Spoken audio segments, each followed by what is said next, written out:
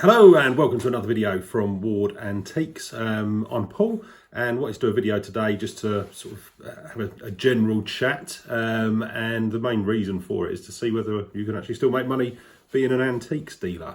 Read quite a lot of comments on other channels recently saying obviously the economy is not in a good state.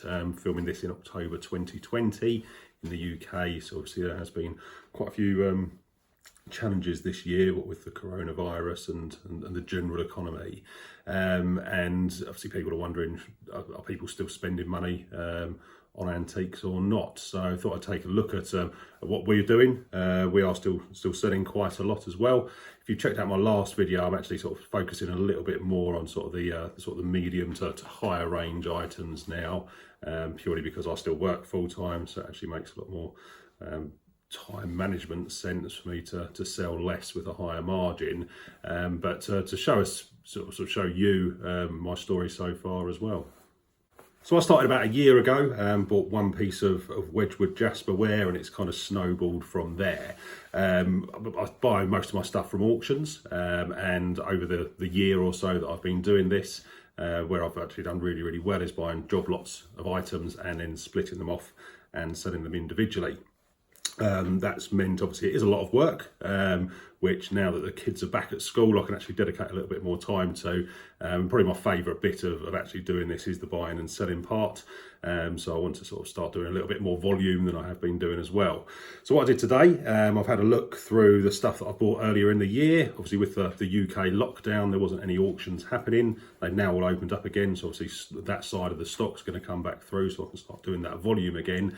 But I've picked out quite a few pieces that I hadn't sold, some of them I hadn't listed, so we're going to have a quick look at those today, and then we can kind of follow the journey over the coming week. So I'll get them obviously all filmed today so you can see what I've bought, what hasn't sold, what I need to resell, and over the coming weeks as they start selling I'll give you an idea, and then we can all make an educated guess as to whether or not there's still money in the antiques game. So what we're going to be looking at today is the stuff that has either been left over as a job lot, which I've just never got round to actually putting up for sale. A lot of the job lots I'll buy is for one particular item, which I'll then separate off and sell that and kind of leave the rest there to gather dust. So I've cleaned everything up today, found out what we've got. And again, there's some items that I just literally never put on because I didn't have the time to research them. So I thought I'd take a bit of a shot today and get them onto eBay, see what responses they get, and as I say, I'll then share that with you as we go. So today we'll have a look at what I've paid, what we're doing, and then you can almost in real time see how quickly things are selling, what they're selling for, and is this right for you or not. So before I make a start having a look at the stuff with you today, I just want to say please do subscribe. Obviously these update videos are going to be dropping in as items are selling, so I want you to be very much in the loop as to what prices are achieved on them. So before I make a start having a look at the stuff with you today, I just want to say please do subscribe. Obviously these update videos are going to be dropping in as items are selling, so I want you to be very much in the loop as to what prices are achieved on them. Right, so I'll add some photos in quickly so you can see sort of the overall of what we're going to look at today, and then we'll take a look into them in further detail.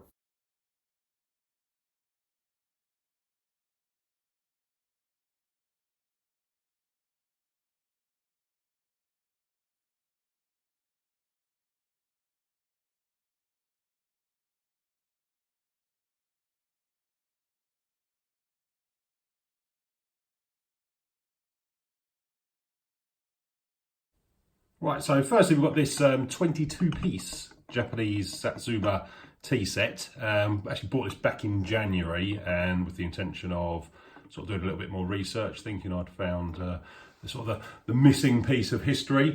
Realisation hit me, it's probably not the case, so it's probably not worth absolute fortunes. However, it's really nice, and the detail which has gone into this is absolutely superb. Whether it's something you'd want to use or just as a display is obviously down to the individual. But as I say, the scenes are great. There's 22 pieces here, so we've got the teapot, a sugar bowl, milk jug, which we've seen. There's also just another side bowl as well, which again has got the same scene inside.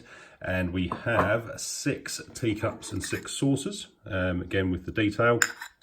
and another 6 side plates to complete the tea set. So it's the first one of these I've bought, and the only one so far. Actually paid, I think it was £18 for it back at the beginning of this year. So we'll get that online and see how much this can sell for. Right, next up, and these are really quite boring, is this set of 8, where are we? Royal Doulton Roundelay English fine bone china saucers. Again, these came as part of a job lot. Everything else is sold, but for whatever reason, there was 8 saucers left, so I hadn't done anything with them. So working out how much of these cost me. So the job lot was, I think, about £6. With this included, it would be about 6 sort of different unit sales. So we'll say these cost £1 for this exercise. Right, so I bought these two when I just first started out. Both of them were £1. They are Czechoslovakian porcelain. I have found that anything with kind of the gold detailing actually sells really, really well, particularly into Europe. So I'm going to put these two on together. I say they're £1 each, so that is £2 that these cost. So we'll see what they sell for. Slightly more modern. This one is Thun, Czechoslovakia. If I remember rightly, I think this one is as well. Again, a very simple item. So this is a Apilco France sort of bistro coffee cup. Once again, came as a set of these, and this one was left over because it didn't sort of have anything to match with it. So again, this would have cost about £1 by the time I break down what everything else had sold for. So again, we'll get this on and see what it sells for. It's another early purchase. So this are 6 small sort of side plates of the Royal Grafton Majestic pattern. I believe these I actually bought individually. I think they were £2 for the 6 plates. What I've seen with these, I've actually had quite a few of these over the last year, the gold rubs off quite easily. So if this is something you are looking to buy to sell, just make sure they are in very, very good condition. This is another one I hadn't done anything with, so it came with a hand-painted plate by quite a famous artist. So this is just a sort of an amateur painted tile. Again, didn't really cost anything, so we'll say it would have sort of as a breakdown, so about £2 as a purchase price on this. But being part of that that lot with the other plates, kind of came in for free. So these are what's left of another job lot of vintage teacups and porcelain, and these have all got some form of damage or actually just been really bad condition. I haven't actually sort of done much research into many of the makers. I know this one is a Dresden. This one, again, hasn't got a maker's mark. I don't think this one has either. So I'm just going to sell them as sort of vintage teapots. What I have found, albeit they are damaged, people still actually quite like that. I mean, this one in particular, you can actually see has been stapled in the past as a repair, which I actually think is really rather cool. It's not something I'd imagine we're going to be doing these days, so I think there's a kind of a little piece of history that's actually really quite nice. This one is a Crown Derby, I believe. Yeah, Royal Crown Derby saucer, really good condition. Obviously no matching teacup, so we'll just have that as part of the sort of job lot here. Again, not in great condition, but this is a very small sort of Dresden plate. So again, we'll just lump that together with everything else. Just an old plate, really. There's no obvious manufacturer on the back, although I will research that just a little bit more. But again, hadn't done anything with that. Quite a flamboyant teacup, which would actually be really popular if it wasn't for this handle being broken. So again, that will go in with the set. And then last but not least, just another sort of vintage teacup. Again, unfortunately no maker, but this one's actually really quite worn in its decor, also a decorated state. So I'm going to put all these on together.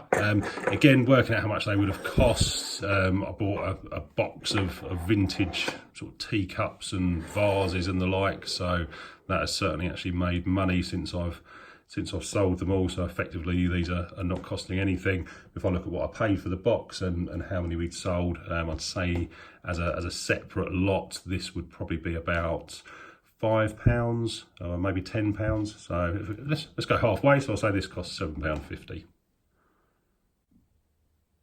Right, so here we've got some of my favourite, which is Wedgwood Jasperware. So we've just got 2 pieces of the green Jasperware, one little sort of pin dish, little trinket box here, which is actually in really good condition, and then 2 plates. So again, not researched these. So what we've got in here, so this is a William Addis plate, 1780 to 1980. So I should imagine it'll be a 1980 Wedgwood Jasperware sort of collector's plate, and then we've got a 1986 Christmas plate.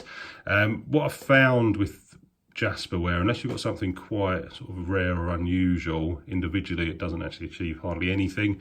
So I think each of these would have cost me £1 max. Again, I think these 2 were part of a different job lot. I think I did actually buy that on its own rather. So if we break it down for this experiment, we'll say they're £1 each. So there's £4 worth of Jasperware there. If you were to try and sell them sort of individually, you'd probably be lucky to get £2, £3 maybe for each one. But I have found, I've got another video on this, if you scroll back through some of the older videos, by selling them actually as a job lot, you tend to get a better result. So this would be quite a good experiment for me. The plan was just to sort of pick up this as it goes and sort of sell it out when I get to about 10 units. However, I'm going to list these. I'll put them as one. I was toying with the idea of doing a green and then a blue. I think we'll put them together as one sale and see where it goes. So that one would be £4 as a sort of an investment. Right, so these are Samson Smith, a tea set. So Samson Smith, Old Royal bone china made in England. I don't think there's a lot of age to it, but again, it came in actually really cheap, so I bought this individually. So what we've got 6 of these trios, so plate, saucer, teacup, the cake plate, as can be seen here, and a sugar bowl. There is a milk jug floating around as well somewhere. So that's going to be a 3, 6, 9, 12, 15, 18, 21 piece tea set. Real shame that we haven't got the teapot with it. That actually came in for £6 again earlier in the year. Not done anything with it because it's actually a bit of a pain to send out all of these as one, but we'll get it on and see what happens. Okay, so these I actually find really interesting. As you can see, we've got quite a lot of them. So there's 1, 2, 3, 4, 5, 6, 7, 8, 9, 10, 11, 12, 13, 17 left. I've sold 6 of these individually, which are the better quality ones, plus a sort of a little tureen dish. So again, what I paid for them from the other sales and the dish, these are effectively free, so not in great quality. However, I actually really like them. So they're a Victorian Wedgwood dinner plate. They're really heavy, so it's about ½ kilogram per plate, and these were 1865, I believe. You can see from the back on the Wedgwood stamp. So again, slightly different to the Jasperware. So this is Wedgwood Pearl. I believe it's the numbers and the letters that you can actually work out the date to. So again, if you've got anything like this and you want to figure out the date, there's plenty of guides online which will tell you what they are. I say there's so many of these that I've got left. They're not in great condition, but I do think they're really nice pieces with the woodcock design on them as well. So I'm gonna, what do we say? We've got 17 left. So I think obviously depending on postage, I'll probably split those into about 3 different lots to try and get sold. These would have cost, again working out from the other sales, these would be for all of these about £4 from by the time I've sort of worked out what I paid and split them across the different units that will be sold. So £4, so they're going to 3 separate lots, so let's say about £1.50 per lot that go on. And then last but not least, something I've been using conveniently as a backdrop for the rest of the bits and pieces is this print by John McNulty called Rounding the Point. It is edition 34 of 350, all signed in pencil by the artist there as well. So again, earlier in the year I actually bought quite a lot of old art and did really well with it. However, this is actually quite a big piece. So it was in a frame, which I learned the hard way earlier in the year, that if you send bigger items framed, no matter how well you package them, inevitably the glass is going to break. So I've taken this one out of the frame, so it's just going to be sold as a print. I'll leave it on the mount so it goes flat rather than being rolled up. So with art, you can do really well out of it, but I'd say you kind of want to get something about half this size, just so that you can pack it securely and it's not going to be too big and break. Haven't done anything with this, probably for that reason, but I say we'll get this on and see what response it gets. He's a really, really popular artist, particularly obviously with the sort of the boating scenes. And the actual detail on this is great, albeit it's a print. It does actually look like a watercolour. So this one was £12 when I bought it, so we'll see where that one goes. So I hope you enjoyed taking a look at some of those pieces. So if my maths is correct, that was about £60 worth of stock as such. So I'm going to get all that online, I say over the coming weeks. I'll keep the channel updated as to what they're selling at. Just goes to show you don't have to spend a fortune. Obviously there's a huge amount of stuff there. Really can't hazard a guess at what it's going to sell for, but as I say, it's just stuff that's been sort of left lying around. It's sort of extras that have been left over from things that I've bought for one particular item. We're using auctions to buy stuff. Personally, I don't really look around charity shops. I know a lot of people of this type of channel do.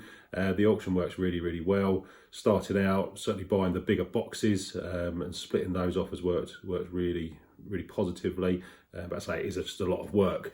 So for me, yes, you can still certainly make money selling antiques and dealing in antiques. You can start from very little, as I have done, and hopefully you'll enjoy this experiment, which I'll keep you updated as to what they're selling at. So if you could, please do like the video if it's of use to you. Drop in any comments or anything you'd like to ask or anything you particularly like, and do subscribe to be kept up to date with everything for the future. Thanks for checking out the video.